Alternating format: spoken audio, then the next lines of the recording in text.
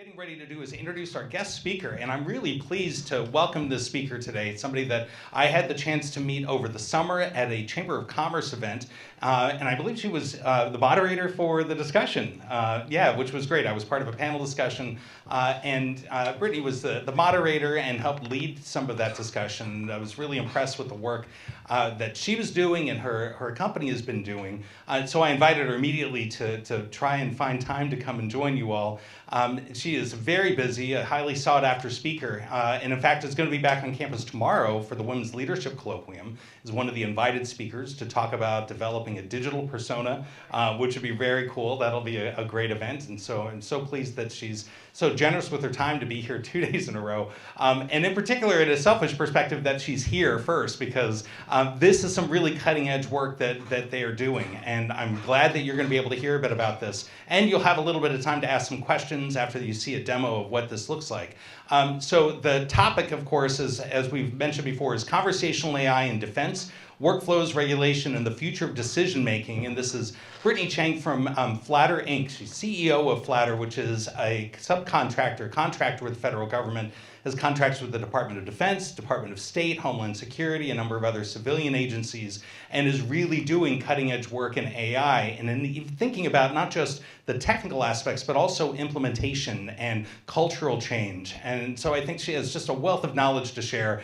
Make sure that you don't hold back, share those questions. And I want to turn it over to Brittany and thank her so much for being here, and to her trusted assistant, who I'm sure she'll introduce in just a moment. Let me hand you this mic in case you need it. And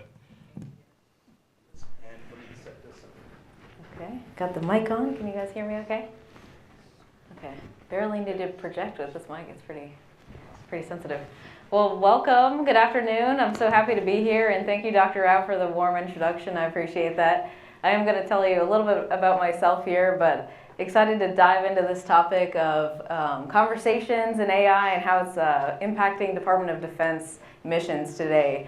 So like Dr. Rao said, I'm a defense contractor. My name is Brittany Chang. I own a small business in the region called Flatter Incorporated. So we're right here in Spotsylvania, Virginia. And, okay, can you guys hear me okay? Okay, awesome. Can you go to the next slide, Abudi? Or I'll try the clicker next time. So I figured what better way to introduce myself than to tell you a story via some custom GPTs I've made for myself. So these are a few of my little assistants. I think I've maybe designed, I don't know, probably more than 50 of these just to do little jobs for myself in my work and my personal life. So the first one is my voice. It's my most used custom GPT. I did a lot of work just kind of dictating my tone, my style, how I wanted certain communications to be written, whether they were a speech or an email to my colleagues or an email to a general officer in the Department of the Air Force. I curated all this into a custom GPT. So I use that for all sorts of things like my social media posts and writing emails and things like that. So that's my favorite one. My next one reveals a little bit of myself as a mother. So I've got 4 kiddos. My oldest is 13, my son, and he's really into AI and software development. So we made this one together. It's a coding GPT that helps him write code. And he gets a little distracted, which you maybe can relate to as a student. And so whenever he veers off topic or talks about anything other than coding, this GPT growls at him. So that's one thing he uses to kind of keep himself on track. This next one, I have a podcast called Don't Forget the Human. So one thing about me that I find just super important about maybe every aspect of living, certainly business, and artificial intelligence isn't any different, that the human is the most important part of the workflow. And DFTH, Don't Forget the Human, I really wanted to emphasize when I'm doing podcasts and talking with leaders that we keep human design at the center of everything we do with AI. And when we select tools, when we select which workflows we're going to automate, we're really keeping in mind what we want our human experience to look like and kind of crafting and designing that. So automate the stuff you don't like to do, right? Automate the stuff that doesn't bring joy to your life, the things that don't motivate your team. Those are the types of things we should outsource, not the things we love the most. So this podcast is a little bit about human-centered design. I'm also a leadership coach, so I'm an ACC coach, and we do a lot of coaching for the federal government. So I've got this guide helps folks figure out their accreditation path in coaching. A LinkedIn analyzer. This helps me keep up to date with my network. I'm very present on LinkedIn. I like to communicate and share with people, and this is one of the ways I do that. Persona Ops, we're going to talk about this today. This is the tool we're going to demo and show to you guys. But I've created this GPT to help write copy for Persona Ops, write manuals. Every time we do an update, we'll upload that to this knowledge repository, and it gives us a really great place to start. Anyone in the room have family in defense or national security, military, work for the federal government? Got a couple hands raised. Anyone aware of the Marine Corps birthday coming up next Monday? Woo, Semper Fi. So the Marine Corps is celebrating 250 years, and we're having a big party here in Fredericksburg. So this GPT was about preparing for that event. So you can see a trend here, right? Like I created GPT for almost any activity that I'm going to visit more than once. That's kind of my threshold for automation. If I'm going to do it 2, 3, 4 times, if I'm going to write more than 5 emails about a topic, I'm making a generator for it. It just helps me store that information and make little engines. So hope you learned a little bit about myself through this exposure and the tools I'm building. Next slide, Abudi. So I'm going to go straight into it, right? What is the compelling reason that our Department of Defense, or as they're rebranding to the Department of War, why are we interested in AI? And a lot of the reason is that we have competition, right? We could slowly move out into this space and automate processes and have agents perform tasks on our behalf and be force multipliers and take one human and make them do the job of 20 humans. But what's motivating us to do that? And a lot is competition, and that's why I put China right here up on the screen. Our competitors are doing it. So that is, to me, the most compelling reason of why the United States needs to protect our interests and really be innovators and push ahead in this space, because our competitors are doing it. And China has stated very explicitly that by 2030, and 5 years from now, that they want to be the lead AI innovation center of the world. So, and they're making very meaningful progress in this direction. You've probably heard of AI platforms that are hosted by China. And these are some innovation hubs that they've already stood up. So they're, much like University of Mary Washington is bringing AI into their education system, they're bringing AI into their defense and offensive mission. So that's really kind of the key driving force of why we need to really lean into this as a Department of Defense. And I support that mission at my small business, Flatter Incorporated. So yeah, not to scare anybody, but our competitors are doing using AI in agentic ways. They're making robots. They're using it in autonomous drones and missile systems and things like that. So we're doing the same in our Department of Defense in the United States as well. So I wanted to ask the audience, what do you think might be slowing the government's adoption of AI? What do you think are some things that might be holding us back? Up here on top. I suppose anything bureaucratic kind of has it's going to be slow. Like the bureaucratic process is not necessarily known for being quick and effective. So probably just kind of have some cobwebs on it. Yeah, absolutely. And today, a huge part of that bureaucracy is that we're in the midst of a federal shutdown. So I think we're on day 37, and we're 2 days beyond this being the longest federal shutdown in history. And when money's not flowing, people aren't innovating, people aren't being paid. We even have folks in the military-industrial complex who are taking second jobs at Target right now. So are they focused on AI innovation when they're working at Target or moonlighting? Definitely not. Right here in the front. I know in terms of testing, anything that is new and being developed has to go through so much testing that by the time that any new technology is actually put out there, it might be irrelevant. So That's a really great point. Yep, that's absolutely right. So there's a lot of security, information assurance, cybersecurity processes, which are there for a good reason. But if they take 18 months, we've seen how much, just OpenAI has advanced with their models in 18 months. And if you're not able to incorporate those, then you're not going to be on the bleeding edge. Up here? Societally speaking, I mean, I could be wrong on this one, but I know that we've always kind of been behind China. Like, China's always ahead of us, and we're always trying to catch up to them. I don't mean that in bad, we're just like, they're always advancing, and we're like, why? Just why? Just Yeah. So we call them a near-peer competitor. The one advantage the United States has always had is speed, and our private industry does an amazing job of innovating quickly. Another thing that is the advantage of the United States that other countries don't have is our risk aversion, our risk tolerance in financing ventures, which is really, really great in the United States. So we are still the home of innovators. I believe we are, but we do need to foster that and encourage it. But you guys brought up some great reasons that the government is slow to the federal government is slow to AI adoption. A lot of it is security and compliance related. We're building governance. The DoD has called it scaffolding. They're building kind of an infrastructure for AI security and governance. But in the meantime, we want to be rolling out tools. We want to be innovating. And we also need to bring the workforce along. So to me, the human element of the workforce development and kind of getting the workforce familiar in a position where they can trust AI systems and in a position where they can trust autonomous systems is really important, because if we don't have that, this is going to go nowhere. So the more people we can get hands on the tools, the better. And we're going to talk about that a little bit, what we've done to push out some interesting tools. So we're going to get into that now.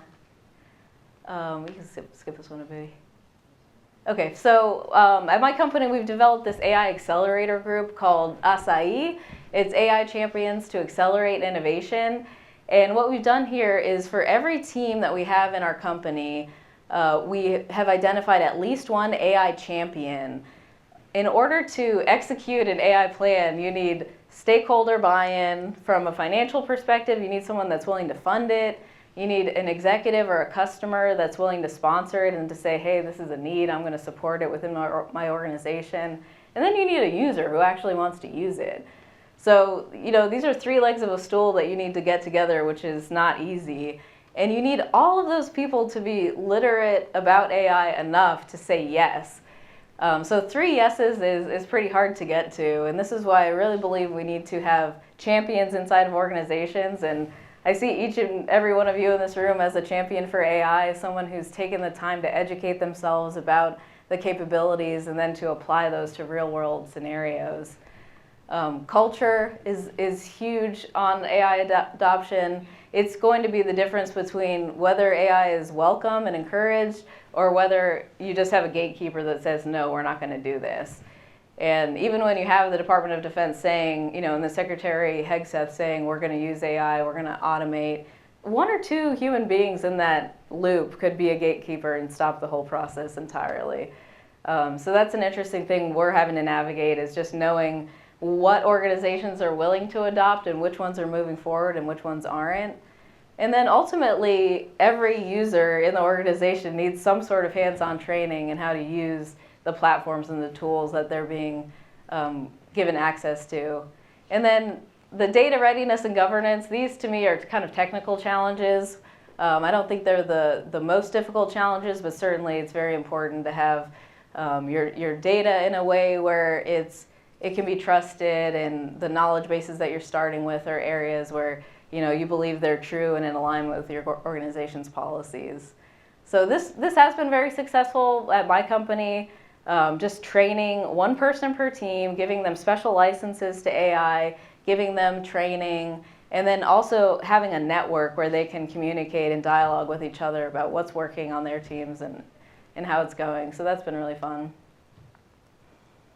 And so I love these berries. I feel like they help to make AI a little bit more accessible and fun. We actually even had acai bowls at our last meeting a month ago.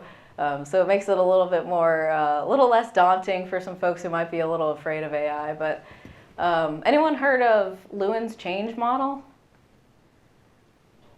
So anyone who's going to be an AI innovator or an AI champion in their organization is going to have to know a little bit about change management, because you're asking someone to throw out their old way of doing something, and you're asking them to adopt a new way of doing it. So in the beginning, we have a frozen state. In my company, we have this quality management system under ISO where every process is documented in a 5 to 10 page document. And some of those documents have sat on a shelf for 15 years and not been edited at all. So if you can imagine, unfreezing that process and asking someone to change it can be pretty difficult. You have to tell an owner of a company, hey, you know, this process has worked for you for 15 years, isn't going to work for you tomorrow, and I'm going to ask you to change it. So that's the first step. And then we unfreeze the process, so you convince that stakeholder that this is going to be painful enough that they need to change. And then you change the process. So let's say you adopt an AI automation and you change it based on the technology that we have today in November 2025.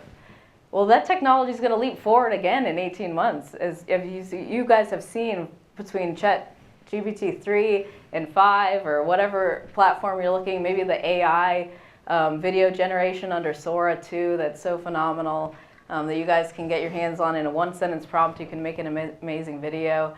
So my concept here is that after you unfreeze, we're going to change again, and we're not going to refreeze, which would be the classic end state of Lewin's change model. We're going to keep changing and innovating in an iterative process. So this kind of speaks to organizational culture from my perspective that needs to just, organizational cultures need to adapt to just being in a constant state of change and a constant state of evolution. Okay, so now we're going to get into Flatter's Persona Ops platform. If I could get a time check, Abudi. All right, good. We're at good time here. So we have two different paths on our platform that we've developed. So when I first got access to ChatGPT, I think it was about November of 2022 when it came out, and I was just blown away and amazed. And I told myself that we've got to lean into this space. I was able to incorporate it into my workflows and was really impressed. And so I decided I was going to invest under my company to deliver these solutions to the federal government. And so we developed a platform called Persona Ops. And there's two workflows under it. One is for educational ops and one is for workflows. So it's a conversational platform where you can complete a business process via a conversation. And the one I'm going to talk about is we educate coaches for the federal government. We've certified over 1,000 coaches in the federal government as part of an initiative to build a coaching culture. And so we decided that we were going to pilot this platform via an educational program where the student would talk to an agent and coach the agent, and then they would get graded on how their coaching skills were. So that's an example of one of our educational ops. If you could go to the next slide, Abudi. These are some other examples of educational ops we've built. So the first one I talked about with the coaching is a role play scenario where the agent is a role player and then the human is practicing their skills as a coach, and then they're getting an evaluation. We also have an interrogation scenario where the agent is a suspect in a crime. And the user, the human user, gets a case file on some facts of the crime, and they interrogate the agent and see if they can get them to admit fault. And we practice different interrogation tactics, like developing a rapport with the subject and things like that. And we can, again, grade those against predefined criteria. And then the third example is where the agent is actually the trainer. So the agent can actually walk the human through curriculum and then test them along the way to keep them engaged. So the whole idea is that we're engaging in training that's iterative. It's 24/7. So you're never going to have to call your boss and say, hey, can we schedule a practice session? You've got your agent. You can just log in and do it whenever you want. And then you can master through repetition. So historically, we've certified coaches that have practiced in the classroom only 5 times. And now they can practice 5 times a day if they want and really just get a lot better muscle memory and repetitions in. And then the other, the other flow is the workflow. So this is completing a workflow via conversation. So one example is at DHS, the Department of Homeland Security, Customs and Border Protection. There's an incident response process that they go through after an incident occurs. So maybe there was a violent event or a dog attacked an agent, let's say. So after that incident, they were going to have to go through and fill out a 5-page report about it. That's really difficult to do, to remember the facts of the situation, document them on this cumbersome government form. So we've created a workflow instead where you talk to an agent and asks you, hey, tell me about what happened. And in your narrative, it's able to fill out the form from what you told them in the narrative. And then they can just ask 2 or 3 clarifying questions of maybe some things you didn't answer. Like, you didn't tell me about the weather. What was the weather like? Because that's a needed part of the form. And then, you know, in 5 minutes, you're on your way and you're done with your compliance activity. And let's go to the next slide. I'll show you guys some examples of that. So the first one we just talked about is a conversational form fill. It's where you're having a conversation, but really you're filling out a form. And this could be for, let's say you're applying for a job, and you just simply tell the agent about yourself, and they might ask some clarifying questions rather than having to fill out a form. The next one's for requirements collection. And this one's really interesting because as we talked about, we can have agents do little jobs in our lives for us, right? But where it really gets interesting is when you start threading these things together. So when you thread a conversational form fill with the requirements collection, we can actually have a customer generate their own requirements that can go to our technical teams, and they can go develop based on that. So we're actually making an agent under Persona Ops that builds an op for the user. So if they want to augment an op or they want to add a new one, we're going to have an op for collecting technical requirements to the satisfaction of a software developer. So it will keep asking you questions until it has enough to build a prototype. Then it'll show you the prototype, and then you can iterate from there. But a lot of the difficulty of getting a new development project off the floor is being able to communicate what the requirement is. So this agent helps with that. And then the third one is just a simple knowledge retrieval. You know, you upload a bunch of documentation for a knowledge base, and then your customers can talk with it. Kind of like a chat bot or a help desk bot. HR departments are doing this a lot on their policy manuals, or maybe your student handbook might be in a knowledge retrieval, but you can talk to it in a conversational manner. So these are some examples. And today I'm going to show you the coaching op. So this is a little file on the requirements for this one. So the Department of the Air Force is certifying coaches, and those coaches need experience coaching before they go out and coach real humans.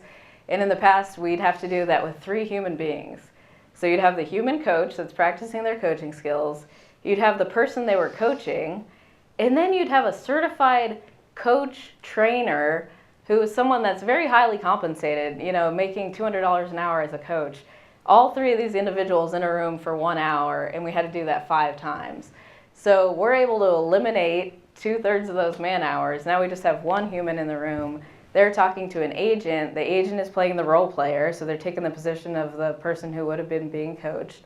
And then they're also taking the position of the evaluator and giving objective, standardized feedback on how the coaching went. So you can see there's a lot of different reasons the government might want to lean into a process like this, not only to make the man hours more impactful and efficient, but we're also getting what we like to call the QER, a quantifiable end result of training. So we can measure training and say, on day 1 you were here, and on day 120 you were here, so we can see growth over time. So without further ado, we're going to jump right into it, and I'm going to coach one of our personas and show you guys this platform.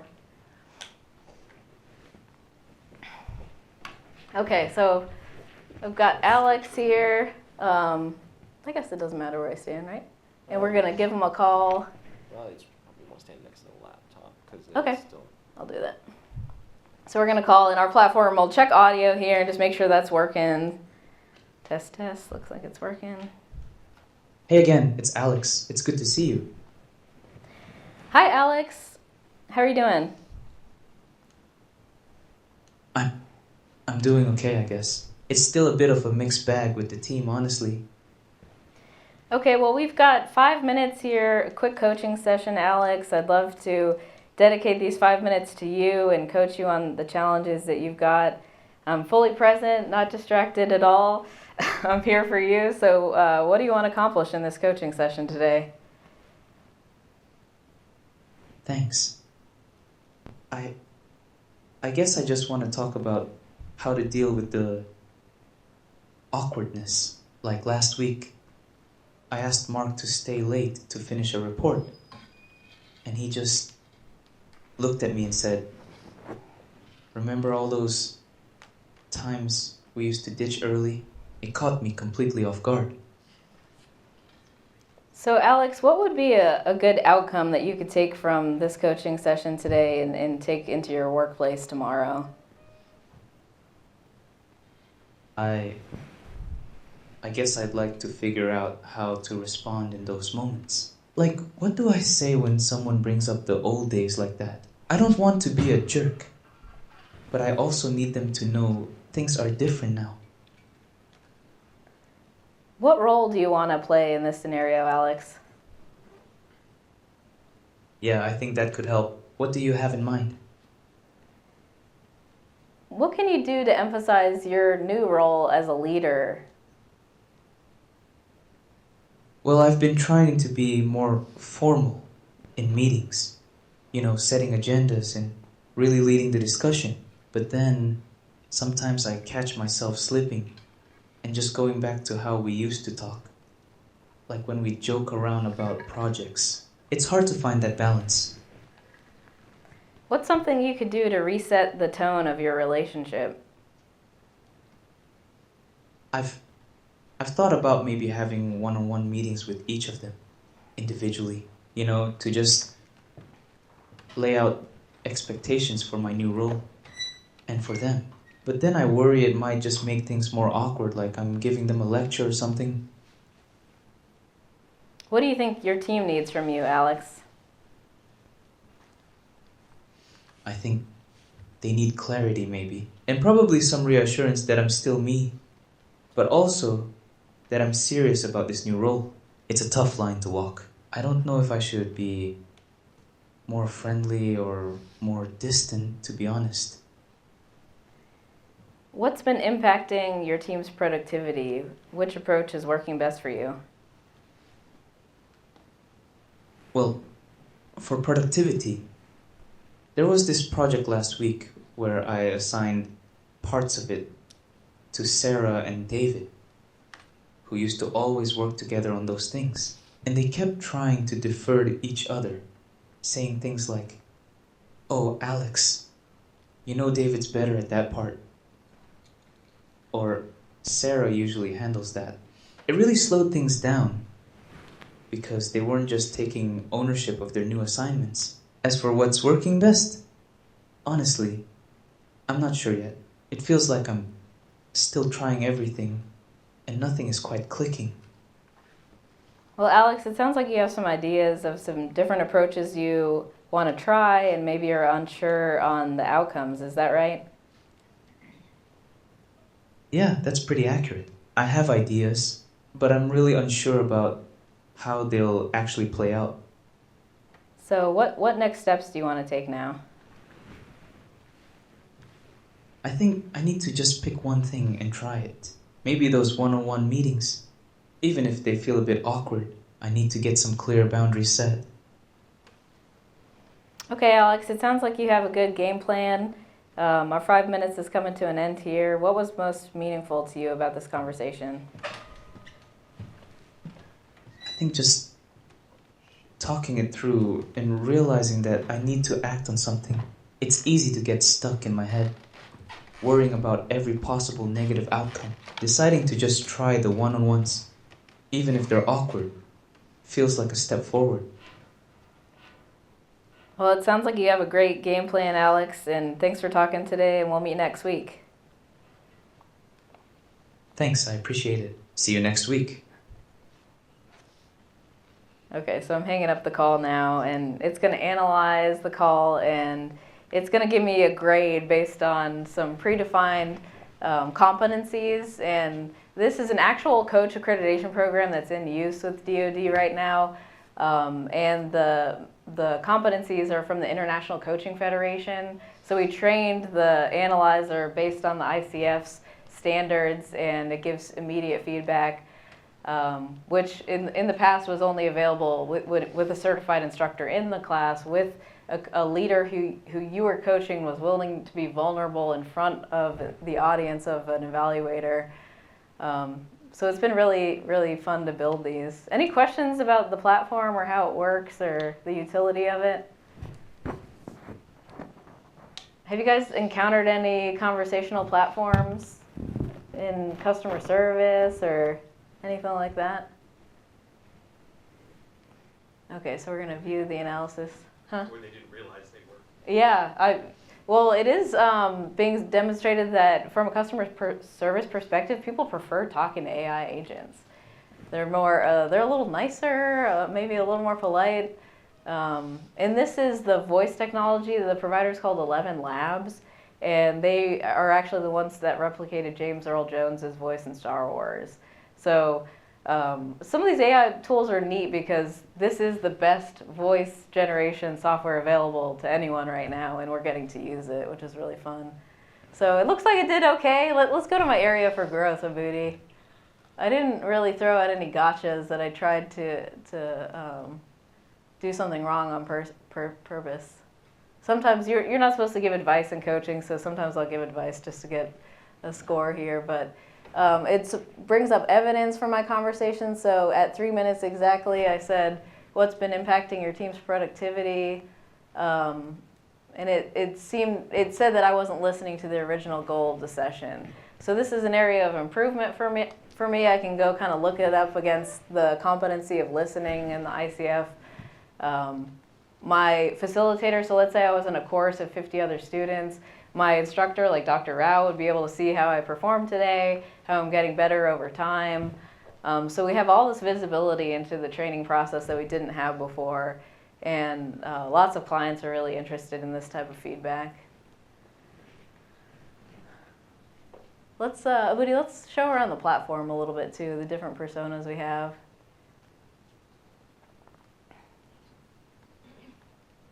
So this is kind of the dashboard that shows how we're doing over time. Let's look at the personas. So we have a multi-level approach for building personas, which has been really fun to do, but all of these are case studies approved by the ICF. So we submitted our curriculum to a board and they approved it. So when we're bringing an agentic AI solution to the government, it's not just about the technology. It's also about the rigor of the domain expertise behind it, which I think is really important. We've got to have our technical team that can do the development, but we've also got to have our PhDs who understand adult learning and what feedback and analysis looks like, so we're not just feeding AI slop to our customers. And we're building personas starting with an MBTI, like a personality score. Then we give them an ACE score for trauma. So our terrorist suspects, those guys are getting an ACE trauma score. They've been through some stuff. They might act erratically, or they might even curse at the customer. Whereas these guys in a professional setting are not exhibiting those types of behaviors. And then on top of that, we layer in gender, role, what's your occupation, do you have children, how old are you? So all of those things kind of get layered in to build a persona. And we found that was a lot more effective than a prompt like, Rebecca is grumpy. Because if you say something about her character like that and you have a conversation with her, there's no room for growth. So we wanted to give these personas the ability to give dynamic responses over time. So the Alex you talked to yesterday might not be the Alex you talk to tomorrow, and you can kind of get after some growth and self-discovery. So yeah, we're building all sorts of personas for all different kinds of workflows for not only the government, but also some private sector customers. And it's been really satisfying and fun. I'd love to hear if anybody has any questions. Question, if you don't mind, I'll Yeah, take the please. microphone to make sure that and I'll take it around for anybody that has questions. This is a really fascinating platform, and I loved hearing the discussion of how it wasn't just building the technology, but then taking it to experts at ICF, is the organization, to be able to vet the scenarios. One of the concerns that we've talked quite a bit about, of course, is with generative AI, there are hallucinations and there's drift. Do you ever have to go in and recalibrate any of the agents? Are there concerns about, okay, the original scenario was outlined and approved, Does that change at all? Are there concerns? And how does the ICF evaluate that? Have they had any discussion about that? Yeah, I mean, we're kind of leading alongside the ICF as one of their accredited training providers that is kind of forward-leaning in AI. They're not getting a lot of this engagement. So a lot of times when you're stepping into a space like this, you're going to be the one doing it, which I find really exciting. But there isn't a playbook for this. So they've been super flexible and accommodating with us and just interested to hear how we built it. And when we build these for customers, we give them at least a 10-page document on our prompt engineering to tell them how we built the scenarios. And it also gives them a 10-page document that they could edit. You know, they could say, well, you know, I don't want to say this that way, or I don't like the role as you've defined it, and I'd like to make those tweaks. And that document kind of serves as a liaison between the technical team and the domain experts, because as you can imagine, the domain experts don't speak Python, and vice versa. Your developer doesn't understand DoD compliance. And with regard to hallucinations, luckily these scenarios are kind of, we want the agent to be a role player, so they can riff and make things up, and we want them to do that. But in scenarios where we don't want that to happen, we turn the temperature way down, and there's ways where we can make it so if you ask a question, you're going to get the same exact standardized response every single time, which in some scenarios we want that. There's all sorts of hallucination strategies we could get into, but a lot of people will pit LLMs against each other and generate maybe a dozen outcomes with the same prompt and then test them against each other, and then from those multiple responses generate one response that's more likely to be true. Things like that, or you can also test against a fact sheet or some core truth that you fed the system. So yeah, but yes, there are hallucinations. That is, you know, AI doesn't attempt to deliver truth. That's not what it's here for, and I think it's important for people to understand that. You really have to engineer and design your system to deliver the truth that you want to be perceived. And because it's role-playing, that's a feature, not a bug, right? Exactly. Because you want that to happen in that way. Do you find that you're, and maybe it's a new enough program, the platform you haven't had to do this yet, have you changed LLMs that you've used to power it? And how often, do you mind saying a little bit about which LLMs you use and how do you go through Sure. Yeah, no, we've changed quite a bit for lots of different reasons. A lot of it has to do with interoperability and speed.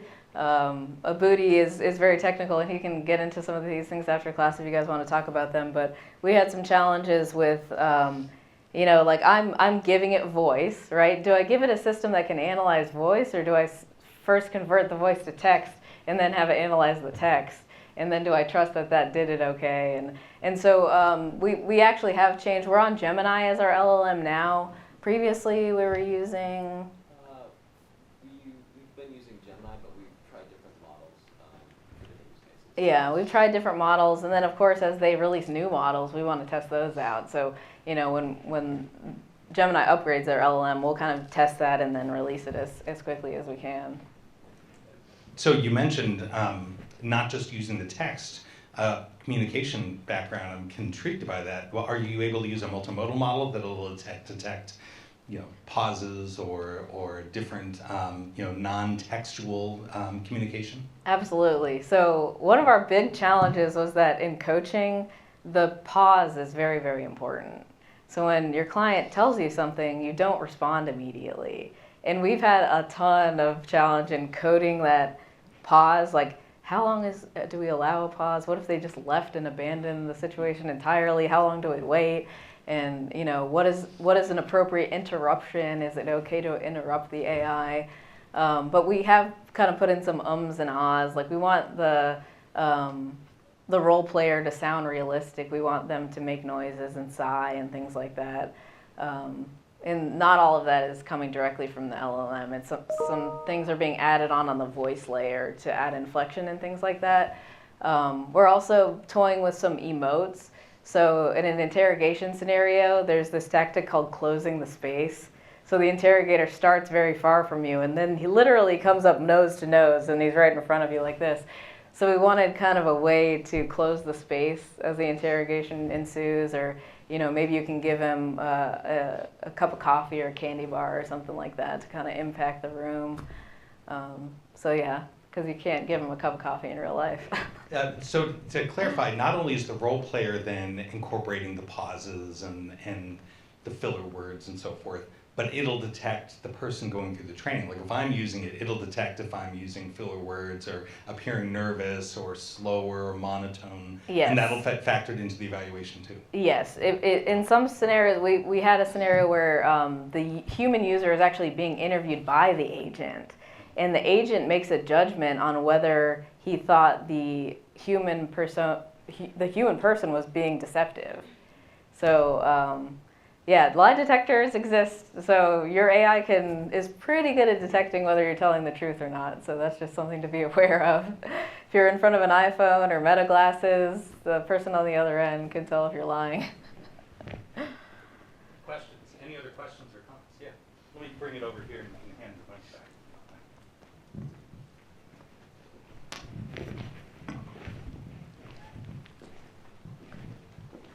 So at the beginning, you talked about how like your main motivator or the overall main motivator for developing and like speeding up AI is like just beating competitors.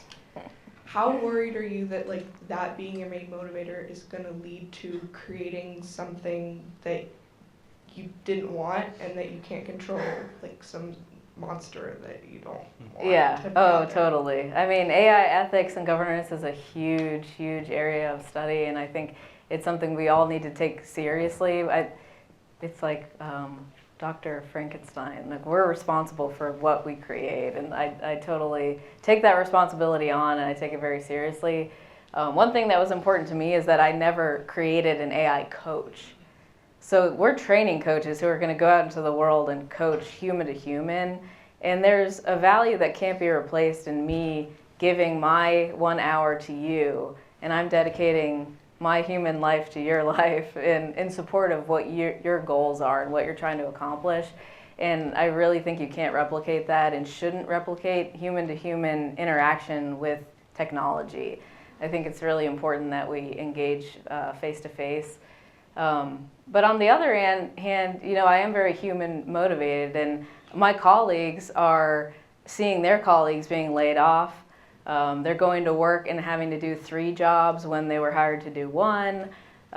We're having reduction in force and deferred resignations and things like that. And if I can empower someone to be able to do their job with a little less stress, or to be able to still accomplish their mission on the same budget when they've lost people, that's something that I'm trying to do. Other questions? Yeah, mind passing it down. Well, this is just yesterday. I attended a webinar from NDIA. The webinar is ASAI Insights. One thing that took out for me was the fact that they're trying to build an AI to supplicate human cognition. Would you be thinking of trying to implicate that into your testing and everything and building? Oh, goodness. Well, I mean, certainly in adult learning and studying how humans learn, there's the knowledge we store in our brains, and then there's the knowledge we store in our technology that we have in our pocket, right? Like, you might not know how to get to your school parking lot without GPS now because you know you've got your iPhone, but I know how to get around because I didn't have GPS. So yeah, I mean that is something we consider with learning. Like, what is the learning that we want to be resident in the human after our programs? But I haven't gotten into augmenting human consciousness quite yet. Yeah, no, that was very intriguing to me. So I was like, oh, they're actually trying to do that. That's pretty interesting. Yeah, I mean, you're going to see some crazy debates, like what is a human, you know? People are going to push the boundaries on that. So I have 2 questions. How do you ensure that AI trainers are free from real-world biases? And the other one is, in defense, will AI remain an advisor or will it become more autonomous? Okay, that's a really good question. So, and that kind of brings us to human in the loop, human on the loop. So for the first question, can you repeat the first one again? Yeah. How do you keep AI trainers from real-world biases? Okay, yeah, no, absolutely. Bias exists. There's no information system that is bias-free. I think testing, you got to keep testing against a standard of, this is the output that I want it to deliver, and this is what I'm getting, and we just have to keep looking at that and testing and taking in user feedback. It's really important to reduce harmful bias, but you can't reduce bias all the way. And then the second part.